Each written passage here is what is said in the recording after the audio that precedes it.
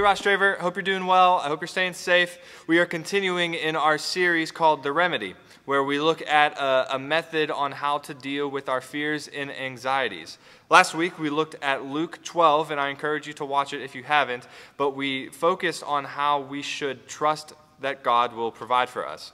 This week, we're going to look at something pretty simple, which comes from 1 Peter 5. 1 Peter 5, Peter is talking to pastors who are shepherding God's people closer to their relationship with Jesus. But he shares this verse in verse 7, which I feel is so important for us to understand when it comes to our fears and anxieties. Peter shares in 1 Peter 5, verse 7, casting all your anxieties on him because he cares for you. Peter, who, remember, was a fisherman, uses this word cast. You know, like how a fisherman casts his net into the ocean, hoping to get a load of fish back so that he can eat and pay his bills. Peter says, with our fears and anxieties, we should cast them on to God. Not to our spouses, hoping that they can provide something that they couldn't, or on our jobs, or on our circumstances. No, Peter says, cast your fears on God. Why? Because God cares for you. It's this important reminder that we need to know that God is not some distant God. God is a God who knows the very hair on the top of your head, and he provides for you every single day. The air you breathe, the food you eat, the clothes you wear, God provides for you. And those anxieties and those fears that we have, Peter shares, cast it on God.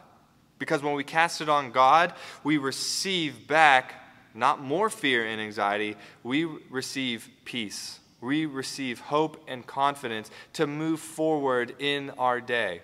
So, my simple encouragement to you is when you are feeling fearful and anxious, no matter what you're going through, don't run to a distraction. Don't run to your spouse or something like that. Cast it upon God.